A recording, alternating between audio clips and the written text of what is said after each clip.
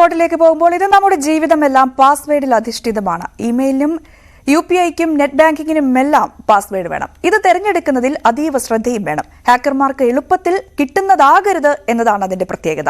നമുക്ക് നോക്കാം പാസ്വേഡ് തിരഞ്ഞെടുക്കുമ്പോൾ ശ്രദ്ധിക്കേണ്ടത് എന്തെല്ലാമാണ് എന്ന്.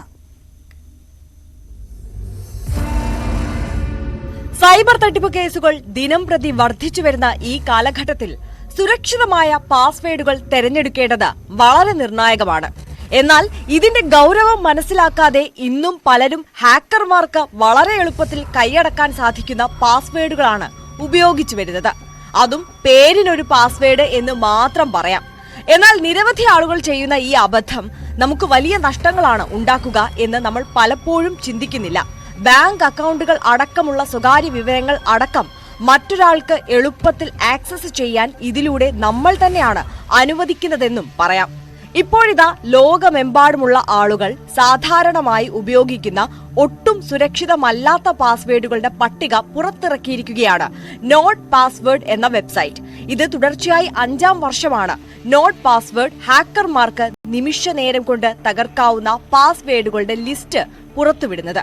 ഈ പഠനത്തിന്റെ അടിസ്ഥാനത്തിൽ ഇന്ത്യയിൽ 3.6 ലക്ഷത്തിലധികം തവണ ഉപയോഗിച്ചിട്ടുള്ള ഏറ്റവും സാധാരണമായ പാസ്വേഡ് 123456 ആണ് എന്ന് കണ്ടെത്തി. ഇത് വെറും 1 സെക്കൻഡിനുള്ളിൽ തന്നെ ഹാക്കർമാർക്ക് കണ്ടെത്താനാകും എന്നാണ് പറയപ്പെടുന്നത്.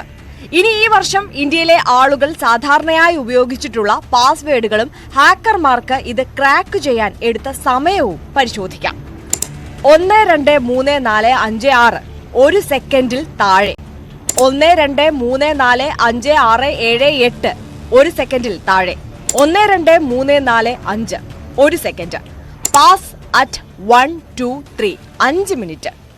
12345678 1 സെക്കൻഡിൽ താഴെ.